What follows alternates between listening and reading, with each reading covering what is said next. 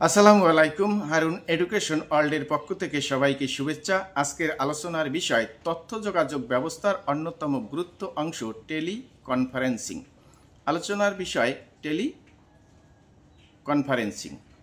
Tele conferencing হচ্ছে মূলত telephone সংযোগ ব্যবহার করে কম্পিউটার, টেলিফোন বা মোবাইল, মডেম, অডিও প্রভৃতি যন্ত্রের সাহায্যে দেশ বিদেশের বিভিন্ন স্থান থেকে কোনো সভায় অংশগ্রহণ করার পদ্ধতিকে টেলিকনফারেন্সিং বলা হয়।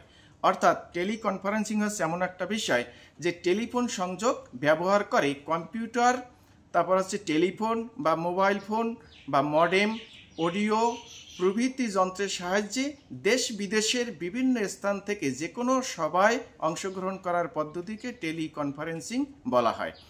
এই পদ্ধতিতে শারীরিকভাবে একই স্থানে না এসে ভিন্ন ভিন্ন স্থান থেকে একদল লোক ভার্চুয়ালি কোনো সভায় মিলিত হয়ে কার্য বিবরণী, মতামত এবং রিপোর্ট পেশ করতে পারে এবং সিদ্ধান্ত নিতে পারে। কয়েকজনের একটি ছোট দল অথবা অনেক লোকের বড় দল এ সভায় মিলিত হতে পারে। এর ফলে সময় ও অর্থ উভয়ই সাশ্রয় হয়ে থাকে।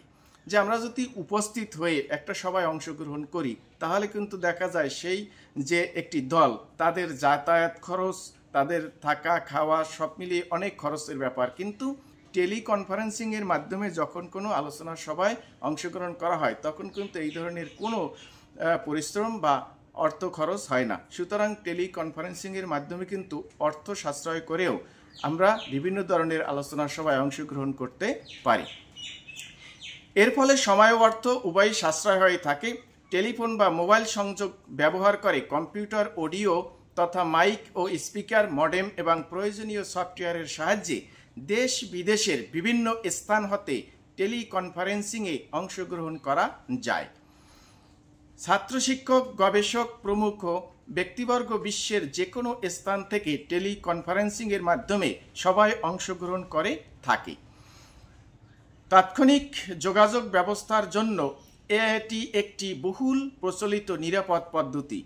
টেলিকনফারেন্স কম্পিউটারাইজড কনফারেন্স অথবা সিসি নামে পরিচিত।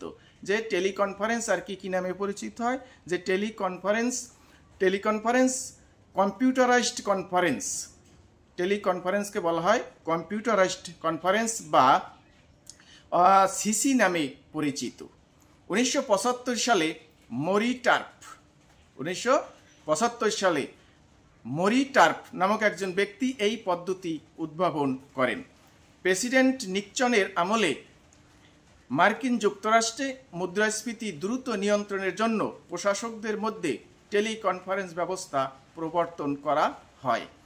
সুতরাং টেলিকনফারেন্স আমরা দেখতে পাই যে এমন একটি কনফারেন্স ব্যবস্থা যাতে সময়, অর্থ, পরিশ্রম সব কিছু সাশ্রয় করে সশরীরে উপস্থিত না হয়েও একজন ব্যক্তি বা একটি দল যে কোনো সভায় অংশগ্রহণ করে আলোচনা করতে পারে এবং শিক্ষা প্রতিষ্ঠানগুলোতে ছাত্র, শিক্ষক, গবেষক যারা রয়েছে তাদের মধ্যেও উপস্থিত না থেকেও টেলিকনফারেন্সের মাধ্যমে কিন্তু তারা যোগাযোগ রক্ষা করতে পারে, আলোচনা করতে পারে। সুতরাং তথ্য যোগাযোগের ক্ষেত্রে টেলিকনফারেন্সিংয়ের ভূমিকা অপরিসীম।